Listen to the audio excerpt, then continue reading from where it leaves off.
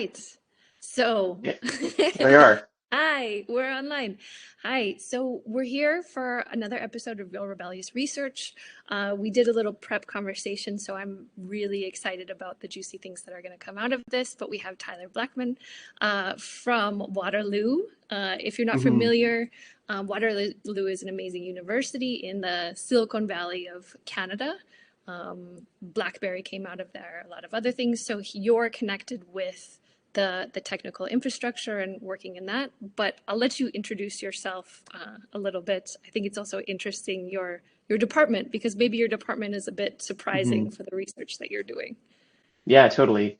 So yeah, Tyler Blackman. I am at the University of Waterloo, but I am in the Department of Geography and Environmental Management, and that's where I'm doing my PhD, which is largely focused on what I'm kind of calling the future of work, but specifically thinking about kind of these like big, huge social changes kind of since COVID started. And geography is kind of a funny discipline. The way I've taken to explaining it lately is that we're kind of magpies. Like we collect various theories and things. So I'm trained as a human geographer, which is more social science, but the field also has lots of STEM and lots of folks doing more quantitative work. I do very qualitative work, but I'm also kind of framed even within that human side. I'm framed as an economic geographer, which means basically I care about economic issues and how they kind of intersect with matters of space and time and where people are doing things and why people do things and how what capital gets up to and how the world kind of responds to this. So that's how I think of this sort of strange situation about a geographer who's concerned about the future of work. Yeah, I guess that's kind of me in a nutshell. Well, and I think that sums up so beautifully the fact that this area, the scope really Hmm. is right? When we look at the Yeah. way that we work and where we work, everybody's involved, and I think everybody needs to be involved. So thank you for your research. Hmm. Speaking of Hmm. that, what made you go into this area of research? And then within that, Hmm. was there a lot of research in this area? Yeah, there's like a longer arc that's personal. So like I started out doing my undergraduate degree in geography. I've done it all the way through up to the PhD now. But at that time, I was really interested in the history of labor movements and agricultural workers in my home, which is the west coast of Canada. And then in my master's, I kind of started playing around with what was being called digital geographies at the time, which was this real response to like, how do we understand the geographic impact of things like technology? And I looked a lot at like virtual reality and kind of how people were using that as a tool. And then now I kind of shifted those two interests together in my PhD. That's how I came to it. But I would say one of the things about geography is that there were a lot of folks talking about, labor issues or maybe the gig economy and various things. That's always been an interest for geographers. But I think there was sort of a gap about looking at the top end of the labor market. So I look mostly at the tech sector. I think about people who have these really high status jobs that we're all maybe trying to get or thinking that are important. And again, that's kind of personal for me. Like I grew up in an era, I'm a millennial, so I grew up in this era where it was like, you need to learn to code, you need to learn to code, or whatever they would tell you. And it just sort of always sort of puzzled me. I had a lot of different mentors over time who definitely didn't not say that, but they also wanted me to challenge that and think about what kind of other skills besides hard skills I might have. And it sort of led me down this arc where I'm like, I feel like there's a really interesting geographic question here about um, just how people understand themselves in the workplace and how that relates to other spaces they inhabit, right? Like your home. And then obviously COVID happened, and like I was working for the federal government at the time. And I had a lot of experiences being onboarded remotely for a public service and like thinking about all these different kind of places that like difference kind of shows up, like inequality or sometimes just struggles. And I thought, well, this is actually quite an interesting research project to think about how people have, one are kind of moving through this situation since COVID happened, but also like what about a specific group of people who have these kind of jobs that are really well suited to remote work, I think, anyways, and the struggle of like companies trying to figure out what to do and these like just everlasting tensions it feels like with remote work and hybrid work, and that's kind of how I came to it. Let's do this like longer arc of thinking about what kind of work I wanted to do, and definitely working remotely during the pandemic really made me think there's a project here. Like there's something to talk about. I have my own experience with it. Let's kind of follow that thread a bit further and look at what was happening in this place, in what you described as the Silicon Valley of the North, which is like Waterloo loves to claim that that's their big thing. And I think it's very interesting looking at the tech sector in Canada. It's very different than maybe the US or other tech hubs, but also it's trying to emulate something. So there's this interesting kind of discourse about tech and remote work and everything happening here. We're kind of at like the center of it in a way, and Yeah, Toronto being close by. yeah, Toronto. Yeah, we met in Toronto, which was Yeah, right. At Work Tech, at a tech yeah. conference. I had a tech conference. Yeah. But when you, when we talked before, you told me that you had interviewed a lot of people working in these Hmm. tech jobs Hmm. and these very, if we can call them, I think like Google-esque workspaces where there Sure. was lots of benefits, all these things. And we titled this interview "Don't Feed the Bears" because there's this Hmm. huge disconnect right now of and we mentioned some research where they were saying higher management is saying that there's too many benefits, Hmm. there's really good support, there's really good wellness programs, there's all this fun stuff for people. And I think Yeah. the Google S spaces are known for that kind of thing. Hmm. And then on the other side, they interviewed employees who said that they're feeling less and less supported. They're feeling that they're looking for other work or they're run down. What have you learned so far? What are you finding? Yeah, it's so interesting. So that is like part of my research is these interviews. It's like a big component of my work, and I am trying to talk to technology workers in all kinds of roles. So not just your software engineer, not I want to talk to HR people, I want to talk to C-suite executives, I want to talk to managers. And I've been able to so far kind of, I'm still in the thick of doing this, get this like weird spread of folks from different companies. I have talked to people who work at Google, for instance, and I have talked to people that work at startups. And I think like the more I do this and the longer I kind of sit and think about it, and the kind of conversations I have is like I'm not really sure. Like people tend to contradict themselves about the various reasons they might want remote work or hybrid work or in office. I think that's okay. Like I think it's okay to not really know exactly what it is about something or feel about it differently each day. And the way I've kind of lately taken to describing it is like there's definitely like a bit of a paradox about who we think or who we assume or what the media thinks, people want remote work for. And I kind of get really bored and annoyed at the like disparaging comments about, like you can't be in your pajamas forever kind of thing. Because the people I meet that are remote workers are genuinely like they really want to connect with what they're doing.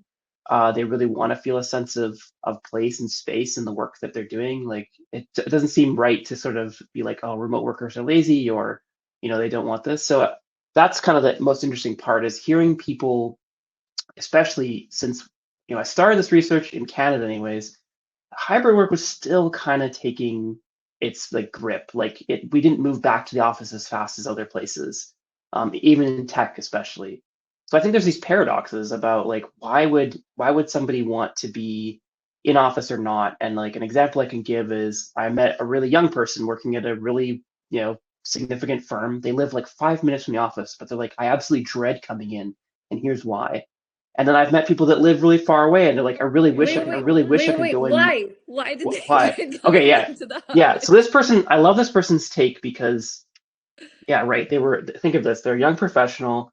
They're like, this is their first big job they've had. They've been in the role for a while now. They were hired remote, and they live super close to the office, like 5 minute walk, and they don't want to go in. And the whole thing is, they don't understand the value of it. They were hired remotely. They really succeeded in that role remotely. They actually told me they felt visible in a way that like because they were working on a COVID-19 related project, they felt like they got a lot of visibility and advanced themselves in this role. They got several promotions since. What's the value of me coming in?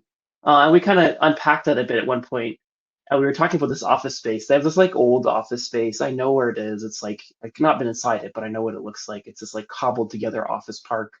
Um, and they're trying their best to make this like a good situation. They have shuttle buses to take you from parking to the front of the office. They're trying to renovate it, but they describe this hilarious scenario where you know they went in one day because they had to for like some meeting, and there used to be boardrooms, like the classic, round table with the little speakerphone. And they just like someone had just like instead of calling it a boardroom, they like scraped off the little like plastic plaque and put collaboration zone on it, but like nothing else had physically changed. I know you'll love this story because it's just so funny that like they thought this was something worth doing and it would somehow signal like this was a collaboration space compared to what it used to be. And I thought like what a waste of effort, right? Like there's so many other ways you could reframe a space, and just like slapping a new title on it or like trying to give it a fresh coat of paint.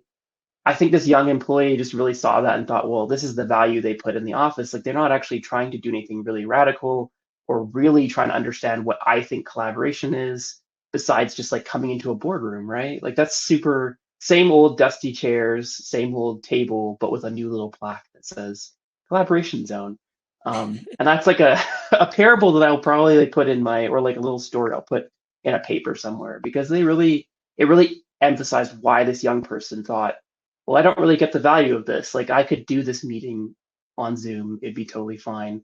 We didn't need to have this in-person meeting in the collaboration zone, which is just a boardroom. So it's a funny And had story. this person, I love that story, and had this Yeah. person experienced anything at the office Hmm. specifically that made them think? Because I actually, I've read research that the Hmm. closer you sit to your boss, the less likely you will be to be promoted. Like if you want to be promoted, to be a little bit, and this is before COVID, so this is Yeah. before working remotely and all that. But I'm wondering if maybe there is actually a reason that this person thought, I'm not being seen in the same way, or Hmm. I won't do as well in the physical space as I have done in the virtual space. Yeah, there's other stories I can tell there, but for that person, I think the way they understood it was visibility is something that's different in each space. And like maybe in the in-person space, at the moment, the way their office was configured, the way they were doing hybrid work, it's not like you're going to run into new connections or whatever. You might be hot desking at one floor, and that's just where all your other colleagues might be. So I think for them, they just felt I can be visible in a way that's tactical and useful online, and I can kind of make my presence known through my work or how I lead virtual things. But I'm just kind of, this is like foreign to me how to do it in office because I was hired remotely, and I maybe don't have that experience or knowledge of even how to navigate that, right? Like it's totally new. And then yeah, I think it is important to kind of reflect on like what actually do we mean when we say people, because people have real fears about this, that like, oh, I'm going to get overlooked if I'm not in the office. Yeah. And I wonder about that study. I'd love to know about like being closer to your boss. I guess you're too front of mind. They're like seeing everything you're doing. But I think that's a real challenge for a lot of folks. They mentioned this. They're like, their struggle is like weighing up, do I want to be in the office? Do I want to so-called do the water cooler chats, like press the flesh, kind of be visible? Or are there other ways for me to kind of make that happen without having to take like a serious 2 hour commute in a car into Toronto? I think that for that young person in particular, they were like just unclear how they were supposed to behave, even like what are the norms, right? Like it's very established how you comport yourself in a Zoom meeting or so on, but maybe this whole new like coming in for a meeting feels weird. It feels otherworldly. I mean, work is weird regardless. It's especially weird now, right? So I think, yeah. Well, and I was talking, that's a great intro because we're doing another podcast talking about generations, but you've Mhm. also looked into Yeah. generations a little bit, and we Hmm. have very, very different generations in the Hmm. workplace now, and especially when you consider level of integration with technology at a young age. We have the boomers Yeah. who didn't have it for quite a long time, and then we have the youngest generation now working, which Hmm. was born with it, knows it, is integrated with it, all Yeah. of it. So what do you Yeah. see in terms of that? Well, and Gen Alpha will be in the workforce sooner than we would like to admit, right? That makes me feel like kind of scarily old. But I think it's actually really funny. I went to another tech conference. This is another part of my research is I go to these tech conferences a lot to see I kind of like lurk around and talk to people, see what's going on. Esteemed, And it kept right? coming up in this most recent one, this idea of a multi-generational challenge where now we have so many generations in the workforce and we're not used to kind of sorting this out.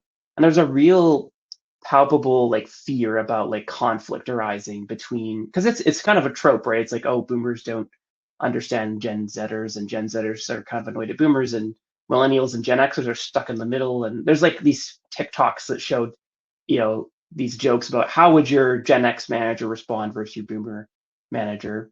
So I think there's a real tension there. But what I've sort of observed is that, yeah, there's a lot of young people that I've met and talked to and interviewed where they have no concept of an office. They were hired remotely.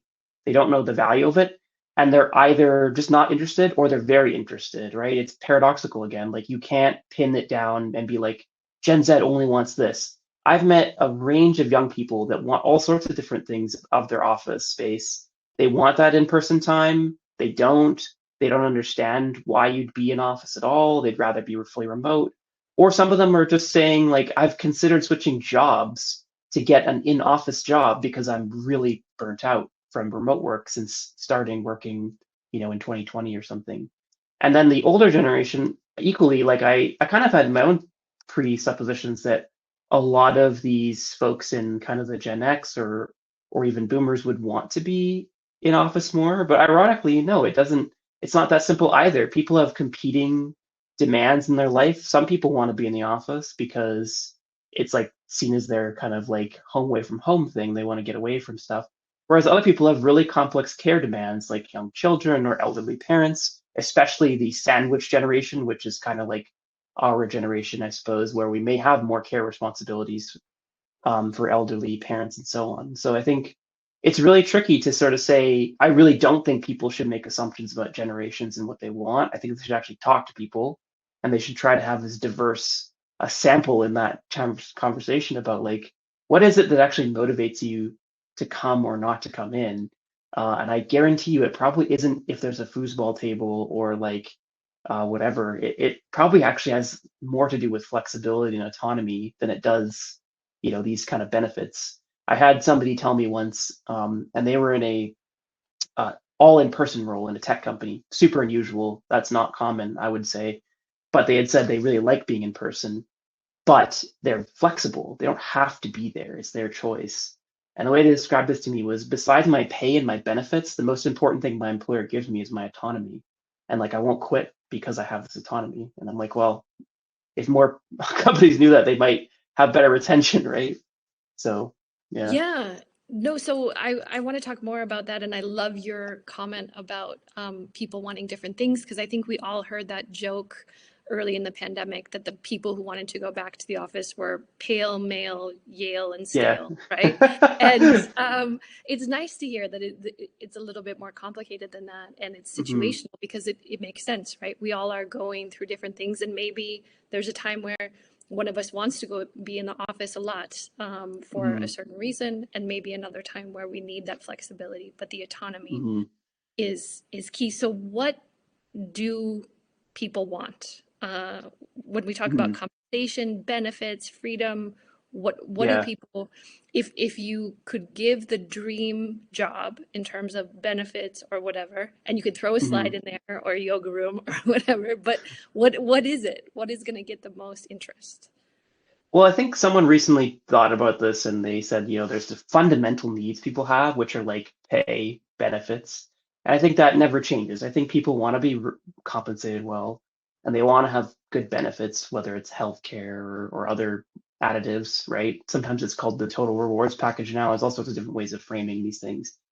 And that's always going to exist and always be the baseline, I think. But I will say, in terms of an actual office space, things that come up a lot are like meaningful collaboration, not fake, silly, or like contrived collaboration or stuff that feels too corporate, right? Because people will say to me, like, I'm going in literally because I want to talk to other human beings and work on a problem together that we are having trouble with. And we want to be able to have that connection, whiteboarding or like getting a flip chart and going old school.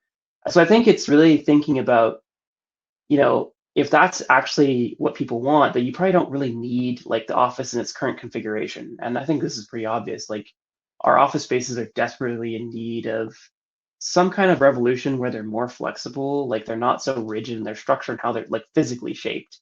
Um, because people will say things like, "Yeah, I really like having access to like, like a cafe or a cafeteria," but and like I don't know, like those aren't as big a deal breaker as like like they'll say that, but they'll be like, but you know what? Like what I really care about is that when I go in and I have this issue, I can meet with person X and I really value their opinion and we can have a conversation in person about it. It just feels more human and humane. So collaboration is like super the thing. People want that, but they don't want your like forced weird collaboration. And there's different ways to do this. Like the common one I hear a lot, which is I think it's a stopgap, is these like apps that get you to meet random people in your organization. That's fine. I think that's good, but I think we can probably be more bold than that. Again, not just like slapping the little plaque and being like collaboration zone. Like, what would actually a good collaboration space look like physically and socially? Could that mean you change the design of a space, but also create a new covenant in a way? Like you write down like, how do we use this space, and we collectively decide what that looks like. Like these sort of things we do in the classroom, I think, as teachers, when we flip the classroom or something and get people to kind of instruct us. I think there's different ways of collaboration that are just not explored yet. Very few companies are doing it well. And I don't know, I think that's what people tell me. They're not like so upset if like, oh no, the cafeteria is closed earlier. They're like, yeah, if I go in, it's because I need to solve a problem with somebody and I need to have this human connection. And maybe we talk about stuff outside of work, or maybe I get that mentorship where I'm like, I want to have this conversation. I want to talk about a trouble I'm having with somebody, but I don't want to do that over email or over Zoom. So I think that's an interesting kind of way I'd put it is over and over again, people will always circle back to collaboration, both as like for the work purpose, but also just because people want to feel humane and like live their lives with the other beings around them, right? Like that's where people always come back to for me. Wow, I love that. So when you look at successful places that Mm-hmm. you've interviewed, what are some Mm-hmm. examples that you've seen? And are they, and maybe Yeah. you can do a spoiler, but are they the places with the best facilities? Does space guide Mm-hmm. action, or does Yeah. community guide space, or are they totally Oh separate? wow. Gosh, yeah, that's so tricky. I can say a lot of places aren't. So, like, I really want to hear the good and the bad. And a lot of times when I interview people, right, they're like kind of ready to tell me about how terrible it is. Because they're like, finally, I can complain about this. Like, I can't do this to my boss. Like, that's not good. But they'll be like, I can tell this random researcher in an anonymous interview that like this workplace is this policy sucks, or like, my boss is a jerk or whatever, and they don't understand. But I think what I am seeing, where I'm seeing success, is companies, whether they're, I mean, like this could be a startup. I've seen this in startups. I've seen this in like large, huge mega firms that I've talked to folks that work in. It's these companies that are self-reflective in an authentic way, where they're like, yeah, we really probably need to rethink our culture. Like that's where we can't just change the infrastructure, which is so important. Change the infrastructure, do it. But if you don't actually like get together and decide what kind of culture is going to fill that infrastructure and that space, it's sort of a dead end, right? Like it's like you can build it, but I don't think they're going to come if it's like not a fun place to be or an exciting place to be, or like a nurturing space, right? So I'm not sure if I want to pin it to one or the other, but I definitely think where I see the most success is this kind of like iceberg model, where at the top of the iceberg, what we're seeing is like, the physical space, it's old and dated, or maybe it needs kind of changing, or maybe we're not a huge fan of like open office or whatever. But then underneath that iceberg is like all the cultural stuff. So like relationships, good soft skills for managers. And I mean, we could talk about that, like the idea of like a soft skills gap, and how to manage, I think, both in office and remotely is like a huge part of this, right? It's not just that, oh, we need to have a new office floor design, we need to renovate and get a whole new building, which is costly, but like it could be worth it. But if you're not going to match it, if you're not going to match that energy of like, let's revamp the office and think about the culture of your organization, I feel like that's where I see all these tensions kind of emerging, where it's like, yeah, they just like put the new thing in and they remodel that floor and like whatever. Like it doesn't change that, I have bad relationships with people. Because really, like the goal in life should probably be to be in good relation with one another and the world around us. And if work is kind of a detriment to that, because of these relationships, yeah, I think that's where you should lean in. And that's where I see that's where I see interesting stuff happening when these companies come up to these conferences and I hear them pitch what they're doing. And it's like really deeply thinking about stuff like equity and diversity, neurodivergence in space, like how do we create office spaces that are more inclusive by default, and thinking about the corporate culture and being like, okay, what do we want included in this and what do we not? And how do we get people to be in good relation, right? I think that's where it comes from, as much as the Love infrastructure. I love that. And those are all coming up in future interviews that we're doing. Oh, But good. so Yeah. now, now you get to tell the bad stuff. What do Oh, man. people hate in the workplace? What is the stuff they're dying to tell you in There is nothing that people hate more than a return to office mandate. Like is that by far the thing where like you'll get people that are like super eager to go back to the office, but they're like, in principle, I cannot support this mandate. And I've observed this play out both from people talking to me, but also going to these big conventions where um, CEOs or executives are speaking, and you can tell there's frustration from everybody about this because there's business concerns here, there's money concerns here, but there's definitely some sort of disconnect about mandates and how to go about it, or if you should go about it. And I've been reflecting on this a bit. Like, I certainly understand both positions and the difficulty of like owning infrastructure and cost, and also thinking about how to keep people productive and how to do collaboration. But more than anything, if I talk to folks, one thing they tell me is I don't support a mandate, even if I support going back. I support going back, but I don't support a mandate. I think this is really interesting because there's hybrid work is kind of becoming the like norm, I would say, in a way, or like the idea of hybrid work, structured hybrid especially, and that's outside of tech as well. So structured hybrid being fixed days you come in, but maybe you only come in twice a week, and those days are determined by your manager, your team, or whatever. And people find that structured mandate very frustrating. They would prefer like to have more agency or more choice in the matter. They prefer to talk about it with everyone rather than get these email blasts or these huge town halls where like somebody far removed from your context, like a CEO or a director or so forth, says like, this is why we're doing this. It feels very impersonal and like kind of a threat to you. Um, and yeah, people don't like the idea of a mandate. It's frustrating to them. But I think I also don't like when the framing has been, oh, hybrid's the best of both worlds. I think it assumes a lot about people's lives, right? Like the idea that work or home could both be really not enjoyable spaces for some folks, and they might be really struggling in both those spaces. So I think I'd rather avoid the idea of hybrid being the best of both worlds and have some sort of really clearly defined purpose for hybrid. And again, like I've seen the whole idea of sort of employee choice model, like, you know what I mean, where it's like you have to come in, but you choose which days, and we kind of try our best to democratically make this work. So not everybody only comes in on Wednesday. Some people have to come in on Friday.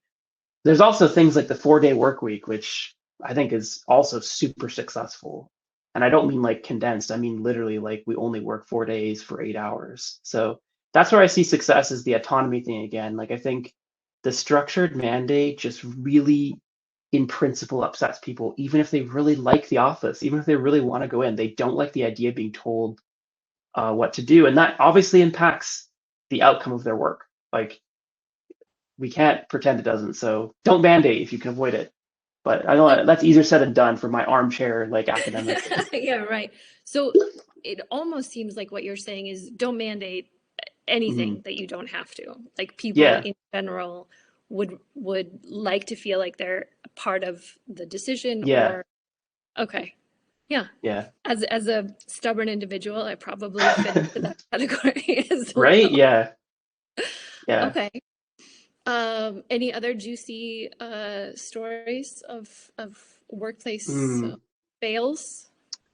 Oh, there's so many. I mean, I can talk about a hybrid one that's really, I think, a good example of when this goes wrong, and when the mandate goes awry, what happens next. So we were talking with a software engineering team, and like this person was a manager, and they described the situation where this was a couple, like probably 8 months ago. So I don't know, I've not followed up, but I think I should. they told me, okay, we had been mandated to come back. It was like, and it was kind of strange. They were like, well, we're like a software team. We don't really need to be in office. Like a lot of times we're hyper focused on coding or whatever, and we have our collaboration meetings and so on, but we don't need to be there full time. And they were asking for a full time return to office. So they got their team together, this manager, and sort of said, this is the situation. HR is telling us this. We have to be in office at this location and ideally between these hours. What do we as a team want to do? And of course, this team was like, and it's like 10 people. They were like, we're just going to ignore it. We're not going to go in and we'll see what they'll do. And they had been doing this for months now and essentially playing chicken with HR. And I thought it was really bold and obviously very brave to be like, we're just not going to listen. And essentially what happened was they they created like a bit of a crisis for this HR team and they just didn't talk to each other for a while. They were like, well, they're not going to come in, so what are we going to do about it? And I think that's where it's gone wrong because it's like obviously for each side to get to this point, there had to be some sort of struggle with understanding the value of coming in.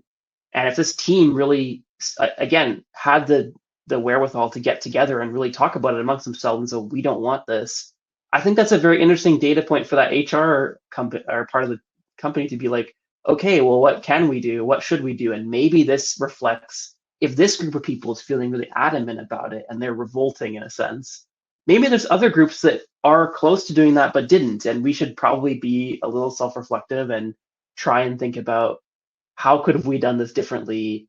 If there is really a strong value proposition for coming in, then they wouldn't revolt, right? It seemed like they had really thought this through. They didn't just do it on a whim. They took some time and were like, we're not going to honor and we're going to ignore this. What are they going to do? Fire us all? That's like the classic sort of, not going to fire everyone, but it was really funny hearing this story. And I thought about that a lot. And I'm like, man, so much could be resolved if there was a more clear picture of one, how we collaborate and make decisions, like transparency, like real transparency, but also just being included in the decision. Getting told by some obscure entity that you don't really relate to that, hey, you have to come in every day. Like, no wonder they got together and said no. Like, that just it's not very human, right? You know, that's not Well, really how we make decisions. and that they knew that they couldn't have the conversation, that it was better Yeah. to silence was a better communicator than Yeah. talking, even though, Yes. and I've done research on coders and the workplace and Yeah. how terrible it is and disruptive it Yeah. is. But Yep. saying, hey, we need total silence and weird Hmm. focus, and we have done so much better at Hmm. home. Can we figure something out together? I think that's the biggest red flag is actually, and probably because HR wasn't making the decision, right? It Yeah. was them communicating the decision. Yeah. Oh my. Yeah. Um, and especially, I don't mean to throw the Canadian part in this, but Canadians are usually pretty, you have to assume other countries are having more Yeah. boisterous Yeah. disagreements. Yeah. Yeah. And you actually touched on something that kind of reminded me about being kind of neurodivergent or so on and so forth. I talked to another software engineer in a very large tech company, and they run a subgroup in the company with people who have ADHD. And they essentially try to map out what physical and social things the company needs to do to support their employees that have ADHD, which apparently is like a large cohort, right? And I think again, these are younger generations. They're self-aware. They're working on their mental health in ways that are different than older generations, or like not at all. But they got together and they said, well, what if we actually tell our story that like, hey, I get easily distracted. It's not just me, it's a group of people. We have some neurodivergencies that we want to be respected and honored. So let's come up with some social norms. If you see this thing, this like little cue card or whatever on my door, don't bother me. It doesn't matter. It'd have to be a crisis. Or like getting employees room darkening curtains or something because they have sensory issues. These are like really basic things that I think seem new to a lot of workplaces, some more than others, but they make you feel seen and make you feel human. And again, it's like straightforward physical things, social things you can do just by listening to people and what they need and avoiding this situation where communication is just flowing through and nobody's really clear about the transparency of a decision or no one feels seen or heard, and then you miss out on opportunities to actually have real human connection. Like I'm sure the feeling of being having those room darkening curtains installed and being respected is like, that's a good win. Like that's an easy win for you to be kind of as a manager or a leader, be like, look, we're trying, we're listening. But then, yeah, you get these obstinate, strange situations where, there's no listening, there's no reflexivity about it. It's just, we're doing this, get in line. And that doesn't work. I don't think it's going to work for, especially not for Gen Z. I'm certain Gen Alpha will have a similar disposition to like wanting to be kind of heard in a different way and like not put up with as much stuff as maybe millennials or Gen Xers or boomers did. Because I Well, like, yeah, it's like I think everybody it's looks at work super. differently, right?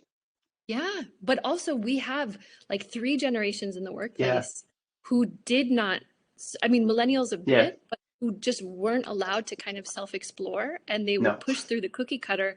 I mean, we have two generations in the workplace where a good yeah, amount of their work, women couldn't wear pants to the yeah, office. Like this is we've made amazing progress. We still have so far to go, but I hmm, think and that's something I talk about in my research, this idea of like, there is a best way for me to work, and you'll get more out of me, and it'll seem very yeah, odd, maybe to you, but yeah, uh, you'll see the magic eventually, and this is something that each of us have, and getting people who have worked for decades to explore, oh, maybe this is not hmm, how I work the best, and I've been pushing myself through a cookie cutter that doesn't fit me.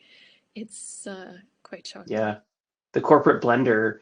It's like totally unrelated, but because I'm a geographer and my background is actually in some very weird fields like political ecology and kind of again labor studies stuff, as well as development economics. And there's this kind of book by a development studies person, Arturo Escobar, called Maintaining the Pluriverse. And he describes this as like the global challenge of like maintaining the pluriverse, these different micro worlds of ideology and belief. I think you can scale the pluriverse up, certainly to the global stage and think about different nation states, but you can scale it down to individuals too. Everyone views work in ways that are more complex than ever before. We're also more productive than we ever were before, and there's more options for styles of working than there ever were. Maintaining the pluriverse inside your corporation or a company is like a really difficult challenge, but also, have some levity with it. Like, it's okay that work is weird. It's okay that it's multidimensional. It's okay if there's these paradoxes, like I said. You kind of just have to find a way to work through them at the time. And be willing to take risks and evaluate risk well. Like if you look at something like a way to reformat your office or a policy you want to initiate, and it's like low risk, then just implement it. If it doesn't work, roll it back. Like I think Capital One talked a lot about this as like a banking firm because they were kind of more startup-y and they didn't want to inherit really stale banking culture. And that's one of the things they've talked a lot about in different presentations I've seen by different folks at Capital One, where they're like, we just tried to be more risky with some of these decisions, going against the grain of the norm in banking, which is like to be very risk averse. I think a lot of companies have way more capacity to try things and experiment and then roll back if it doesn't work or iterate, like adopt those ways of being when you're thinking about an office and social norms you want in the office and culture, workplace culture. Like, don't be afraid to kind of shake it up and have fun and have some levity with it. Like, it is just work. Like, a lot of companies, I'll talk to people who work in all sorts of firms, and most of them say, like, we're not, solving some crazy crisis or like we're not in charge of, some crazy thing. We're just building a tech product that's pretty straightforward. We can be a little more relaxed. This isn't, the end of the world if we change how we do hybrid work or remote. We're not doctors, we're not rocket scientists, as the saying goes. But so I think that's also a part of it. I love that. Um, so if we look at the future and what is Hmm. possible, this is the Yeah. dream scenario. And I think it's also really interesting to hear from a Canadian because Hmm. Canada has some elements that are maybe a bit more um, European in nature or social. Sometimes. Yeah. Sometimes Yeah. not. You're kind of Yeah. the middle child in there, but you also have some American, sorry, Hmm. United States aspects of being Yeah. in North America. And so, what if we did everything right? What is possible in fixing the way that we work, Mm, self-exploring, getting this all together. I'm also going to ask the disaster scenario after. So if you want to yeah. do that first, because you just said people like to do the disaster first, we can do that.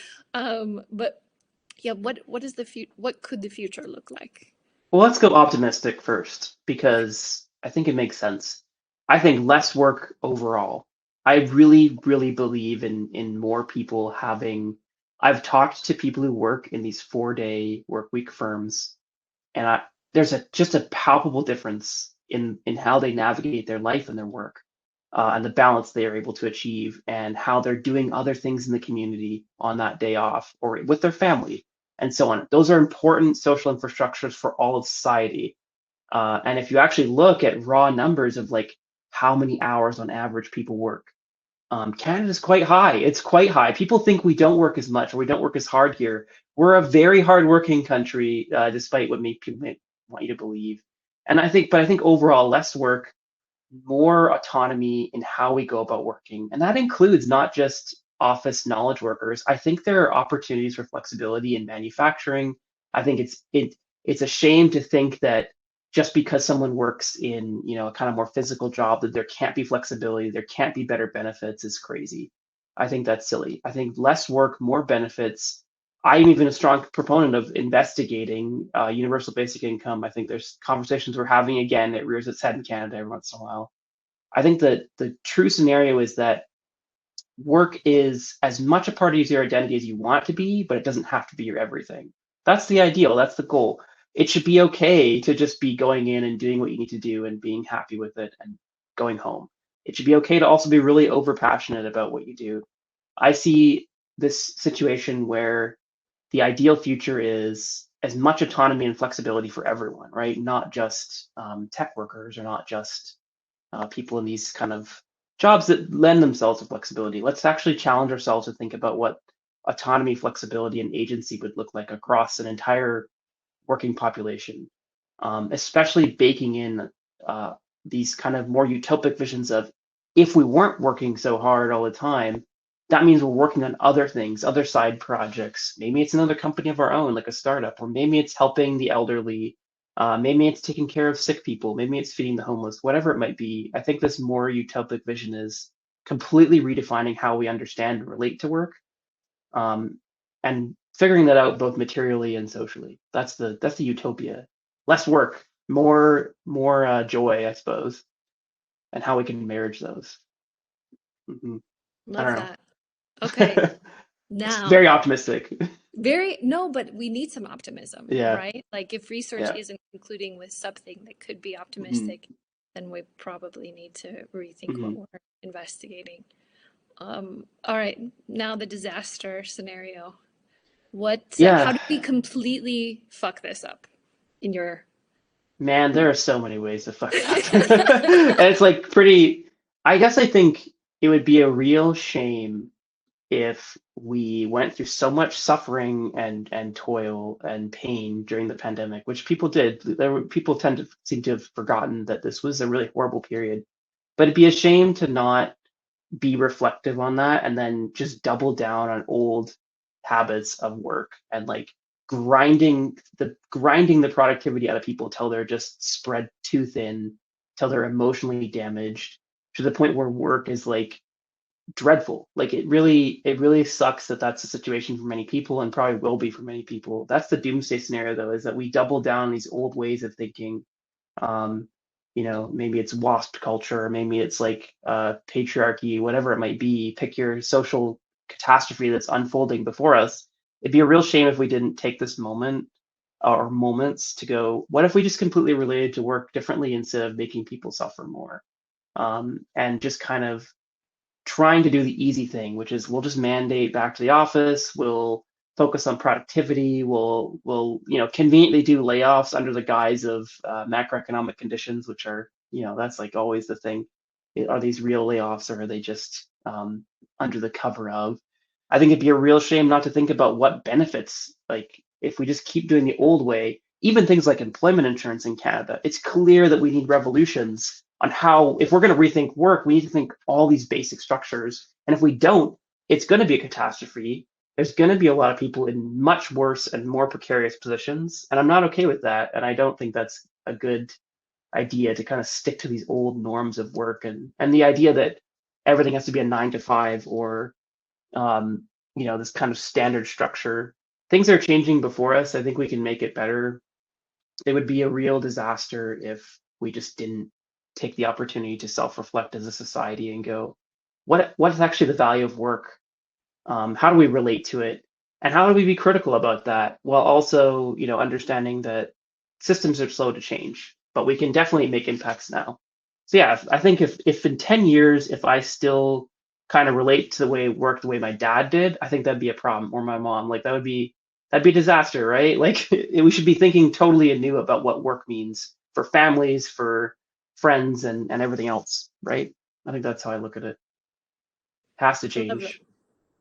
Yeah, we have to change. And I think, we've been talking about getting away from industrialization and sort of this Hmm. factory worker mentality of watching people work and looking at their hours of Yeah. productivity and all this thing. Taylorism.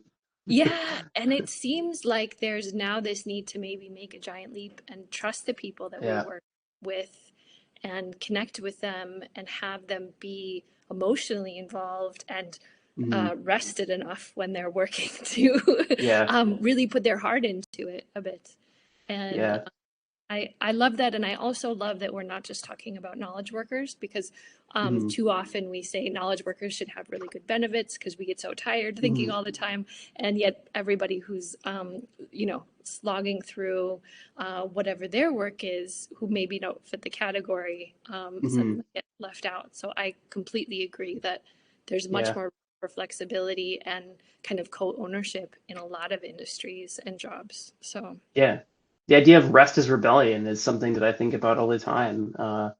Like doing a PhD, for instance, although I'm very privileged and I have a lot of benefits in that, a PhD expands to fill the space in a way a lot of other jobs just start to consume you. And we should really want citizens and people that are multidimensional outside of their working life and have capacity to care and be cared for outside of work, right? That's really the goal. Oh, well, I think that's a great thing to end on. A Yeah. geographer who became a humanitarian through exploring all of us in the workplace after a major Mhm. pandemic. I love that. Yeah, that's great. Thank you so much for joining us. Thank you Mhm. so much for hinting at so many things that we've put coming up, neurodiversity, Yeah. age differences in the workplaces, representation, human aspects of the workforce, and how do we connect and be human with one another. So all of those things are to come, and Tyler didn't know any of that. So thank you for just leading up, but Yay.